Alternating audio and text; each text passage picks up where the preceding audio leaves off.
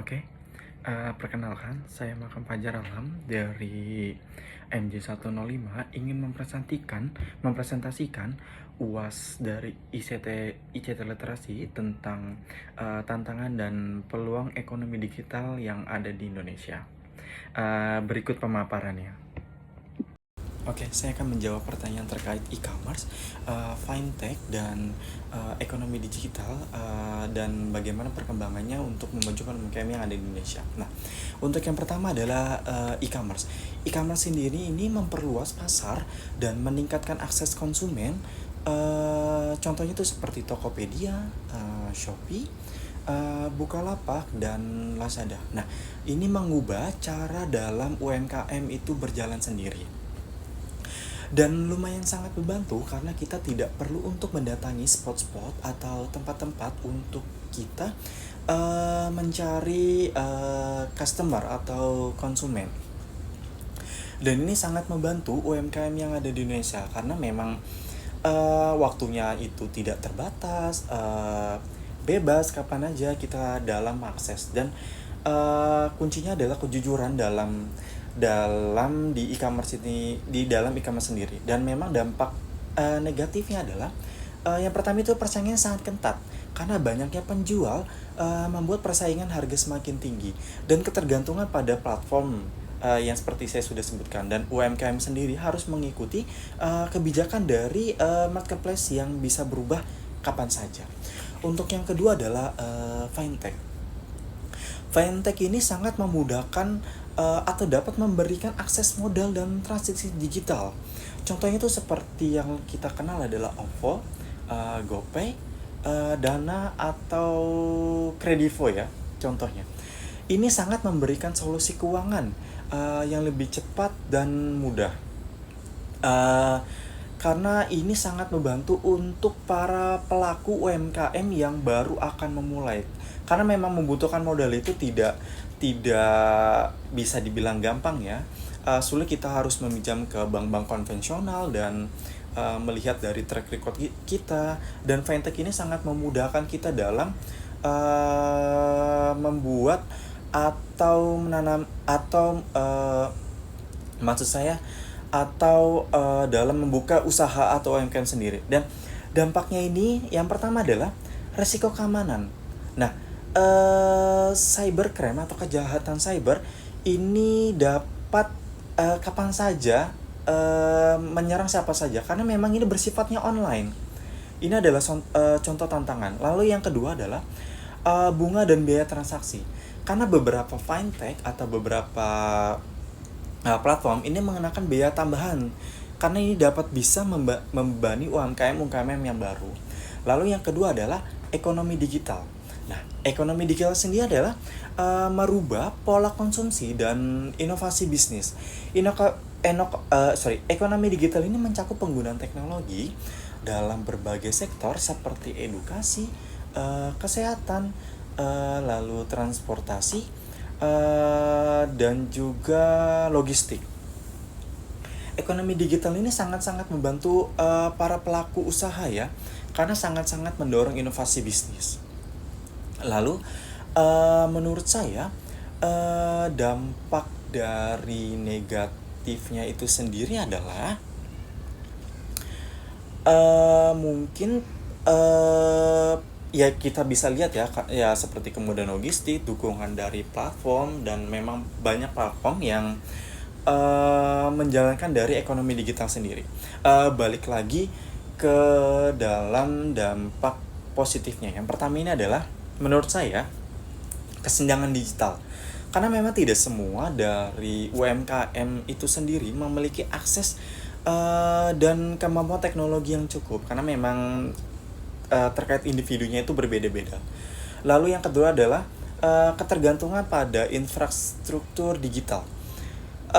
Ini sangat-sangat dipengaruhi oleh kecepatan dalam internet atau layanan digital, dan ini sangat-sangat terganggu. Jika memang internet itu terganggu atau layanan digital terganggu, ya memang dapat berpengaruh besar terhadap kemajuan dari bisnis itu sendiri. Dan kesimpulannya adalah E-commerce, fintech dan ekonomi digital ini telah mempercepat pertumbuhan UMKM yang ada di Indonesia dengan memberikan akses pasar yang lebih luas, kemudahan transaksi, dan peluang inovasi yang diberikan secara mudah oleh UMKM yang akan atau yang akan memulai UMKM tersebut. Oke, saya akan menjelaskan dampak positif dari e-commerce, fintech, dan ekonomi digital. Untuk yang pertama e-commerce. Nah, yang pertama ini jangkauan pasar yang lebih luas. Maksudnya apa? UMKM itu dapat menjual produk mereka ke seluruh Indonesia, bahkan ke pasar global tanpa terbatas oleh lokasi, bahkan atau kondisi saat itu juga. Jadi memang kemudahan dalam mengakses itu sendiri. Lalu yang kedua adalah biaya operasional yang lebih rendah. Maksudnya apa? Berjualan online ini mengurangi kebutuhan atau kita tidak butuh menyewa toko untuk berjualan. Jadi mengurangi beban disewa dan beban operasional itu sendiri.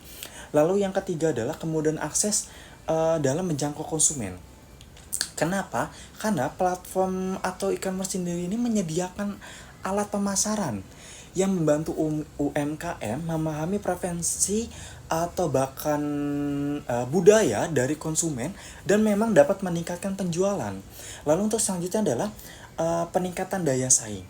Nah, UMKM dapat bersaing dengan perusahaan besar karena memang platform e-commerce sendiri menyediakan akses yang setara ke konsumen. Maksudnya sangat-sangat memudahkan kita dalam menjual, berinteraksi ke konsumen itu sendiri, dan memang sangat-sangat memudahkan ya, sehingga memang meningkatkan penjualan kita. Lalu yang kedua adalah fintech.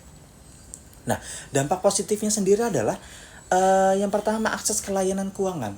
Nah, fintech sendiri ini memungkinkan UMKM yang sebelumnya tidak memiliki akses ke perbankan tradisional untuk mendapatkan pinjaman, pembayaran atau bahkan investasi untuk kita diberikan modal untuk membuka usaha itu sendiri. Lalu yang selanjutnya adalah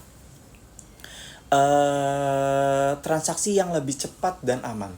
Nah, pembayaran digital ini mengurangi resiko penggunaan uang tunai dan sangat-sangat mempercepat proses transaksi. Jadi memang tidak ada, ya, diberikan akses yang sangat mudah. Lalu untuk selanjutnya adalah pembiayaan yang mudah.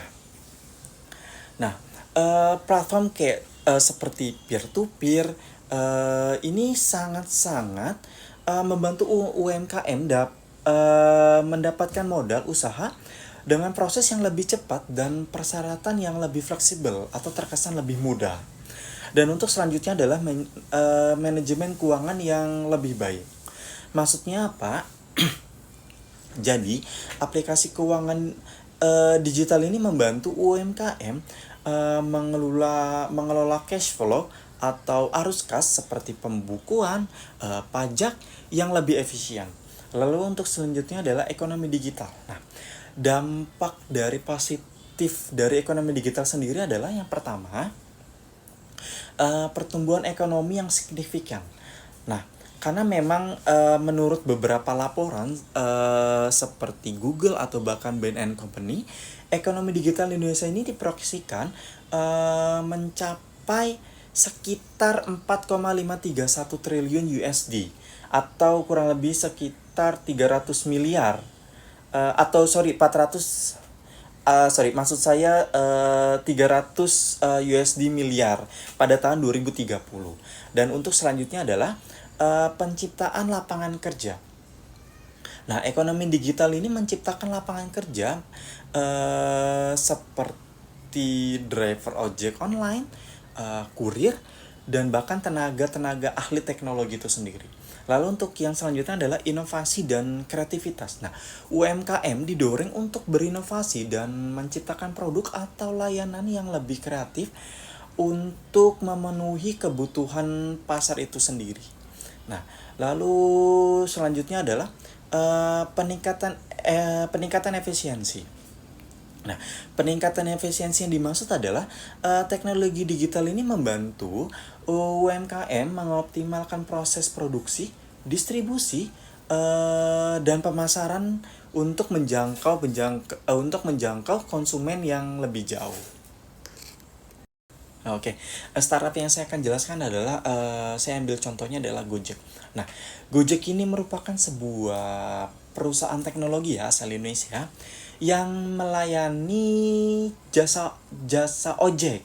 Ya kita kenal sebagai jasa ojek. Nah, perusahaan ini sendiri berdiri kurang lebih sekitar tahun 2009, didirikan oleh Nadine Makarim.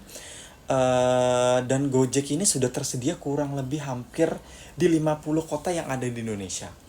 Dan ya Gojek sendiri itu tidak hanya melayani ojek saja atau transportasi saja. Gojek ini juga ada seperti pembayaran digital, lalu pengiriman makanan, serta ya banyak serta lainnya. Lalu perkembangannya sendiri ya yang seperti sudah saya jelaskan tadi, kurang lebih sekitar 2009 didirikan oleh Nadiem Makarim. Dan Gojek sendiri ini menjadi startup unicorn. Bahkan startup unicorn pertama yang ada di Indonesia yang memiliki laba yang sangat besar. Dan kurang lebih di tahun 2021 sempat bergabung atau merger dengan Tokopedia yang kita kenal yang kita kenal namanya itu Goto Group. Dan Goto sendiri ini sudah masuk ke dalam bursa saham. Dan untuk dampak dampak Gojek dalam UMKM, untuk memajukan UMKM yang ada di Indonesia sendiri, itu adalah Gojek ini mempunyai fitur seperti GoSend atau GoFood yang memberikan pelayanan peer to peer antara produsen dan konsumen. Jadi sangat-sangat memudahkan. Konsumen itu tidak perlu mendatangi lokasi si produsen, dan produsen juga tidak perlu membuka toko, sehingga tidak memerlukan modal yang lebih banyak, karena memang Gojek sendiri ini sangat-sangat memudahkan konsumen atau produsen itu sendiri. Oke. Mungkin itu saja yang bisa saya presentasikan terkait UAS ICT literasi itu sendiri. Kurang lebihnya mohon maaf. Terima kasih.